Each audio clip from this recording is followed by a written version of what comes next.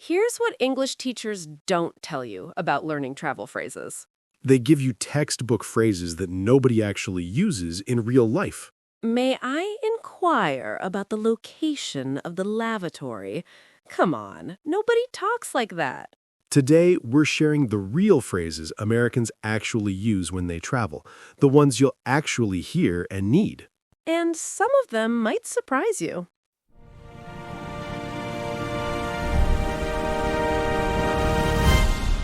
Hello, everyone, and welcome back to Fluent English Podcast. I'm Emma. And I'm Alex. Hey, Emma. How are you doing today? I'm doing great, Alex. Actually, I'm really excited about today's episode because we're going to talk about one of my favorite topics. Let me guess. Traveling? Exactly. We're going to talk about all the essential English phrases you need when you're traveling, whether you're going to a hotel, a restaurant, the airport, or just exploring a new city. This is perfect timing, too. I just got back from a trip last week, so I have some fresh experiences to share. Oh, that's awesome. Where did you go? I went to California for a few days. It was really nice. But you know what? Even though I speak English, I was thinking the whole time about how challenging it must be for people learning English when they travel. Absolutely. Traveling can be stressful enough without worrying about the language. But the good news is, once you learn some key phrases, it becomes so much easier. That's true. So, should we start with the airport? That's usually the first place people go when they're traveling. Perfect. Let's start there. So, Alex, what are some of the first phrases you might need at the airport? Well, when you first arrive at the airport, you need to check in for your flight. So you might go up to the counter and say, "Hello, I'd like to check in for my flight to New York." Simple as that. Right. And they'll probably ask you, "Can I see your passport and ticket, please?" Or, "May I see your ID?" Exactly. So you just hand them your documents. Now, here's a useful phrase. If you have luggage to check, you can say, "I have one bag to check," or "I have two bags to check." Good one. And if you want to choose your seat, you can ask, "Can I have a window seat?" Or, "Can I have an aisle seat?" Oh yeah, I always prefer the aisle seat. More room to stretch my legs. Me too. Now, after you check in, you have to go through security. That can be a little stressful. It really can be. The security officer might say, "Please remove your shoes and belt," or "Take out your laptop and put it in a separate bin." Right. And you might need to ask, "Do I need to remove my jacket?" Or, "Can I keep my shoes on?" That's helpful. Oh, and here's a really common situation. Sometimes you can't find your gate, so you might need to ask someone, "Excuse me, where is gate B12?" Or, "How do I get to gate C5?" Great example. And people will usually point and say something like, "Go straight and turn left," or "It's down this hallway on your right." Exactly. Now, what if your flight is delayed? That happens sometimes. Ugh, that's frustrating. You might hear an announcement like, "Flight 237 to Boston has been delayed." If you need more information, you can go to the desk and ask, "Excuse me, do you know when the flight will depart?" Or, "How long is the delay?" Good phrases. And if you're hungry while waiting, you might want to find some food. You could ask, "Is there a restaurant nearby?" Or, "Where can I get something to eat?" Perfect. Okay, so we've covered the airport. Now let's talk about hotels. That's the next stop for most travelers. Sounds good. So, when you arrive at a hotel, the first thing you do is check in at the front desk. Right. You walk up and say, "Hello, I have a reservation under the name Emma Johnson," or "I'd like to check in, please." And the receptionist will probably say, "Can I see your ID and credit card, please?" Exactly. Now, if you didn't make a reservation ahead of time, you can ask, "Do you have any rooms available?" Or, "How much is a room for one night?" That's useful. And here's something important. If you have special requests, this is the time to ask. For example, "Can I have a room on a higher floor?" Or, "Is there a room with a view?" Good point. I always like to ask, "Does the room have Wi-Fi?" Because, we all need internet these days. Absolutely. Most hotels do have Wi-Fi now. You might also want to ask, "What's the Wi-Fi password?" Right. And when they give you your room key, they'll usually tell you you're in room 305 on the 3rd floor, and the elevators are down the hall on your left. Perfect. Now, what about breakfast? A lot of hotels include breakfast. True, you can ask, is breakfast included? Or what time is breakfast served? And they might answer, breakfast is served from 7 to 10 a.m. in the dining room. Exactly. Oh, here's another important question.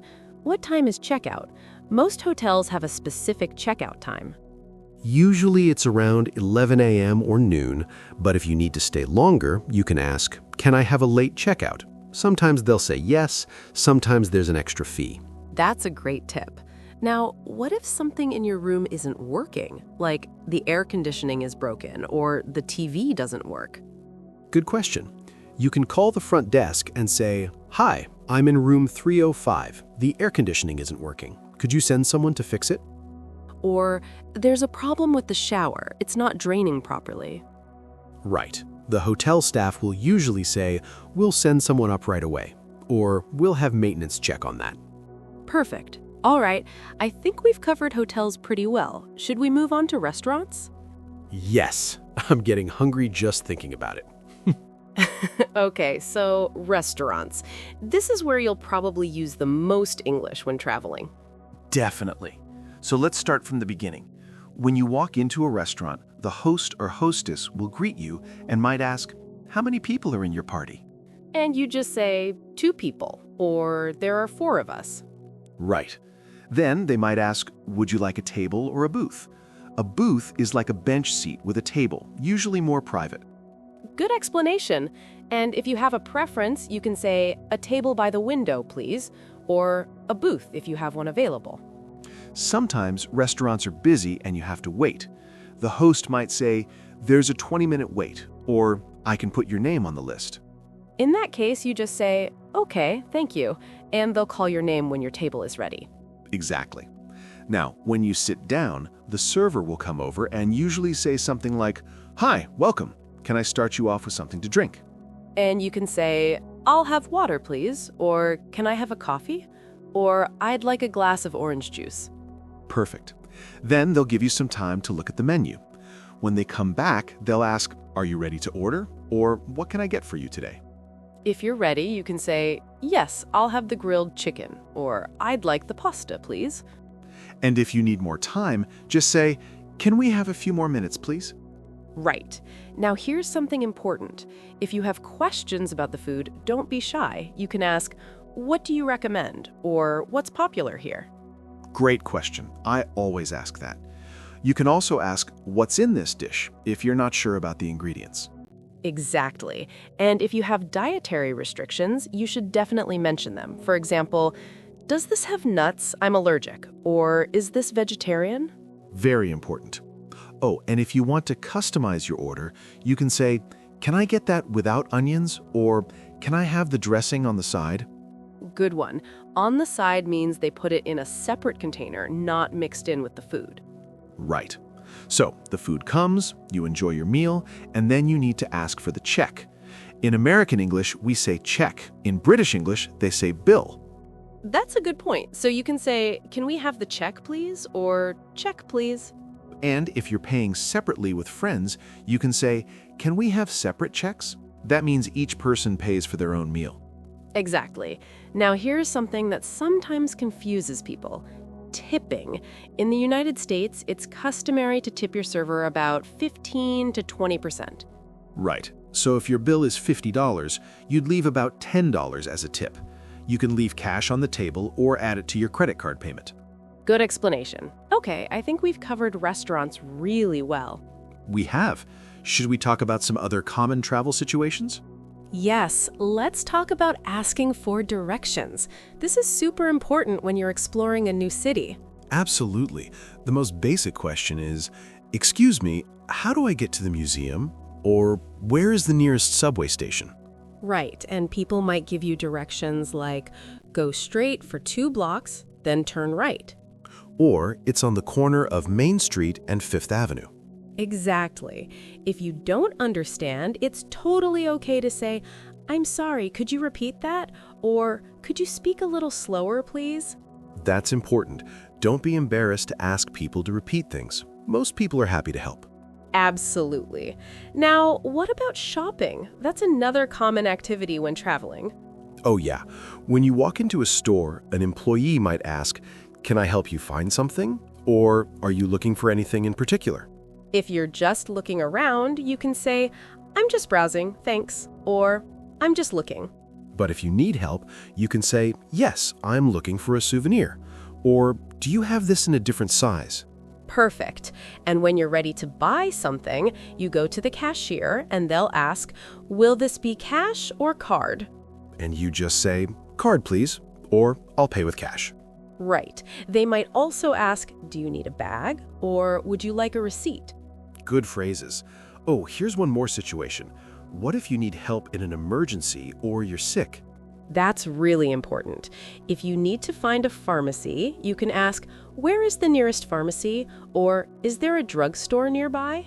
And if you need to see a doctor, you might say, "I need to see a doctor," or "Is there a clinic near here?" Right. And if it's a real emergency, of course, you call 911 in the United States. But hopefully you'll never need to do that. Exactly. Hopefully these are all situations where you're having fun and enjoying your trip. So true.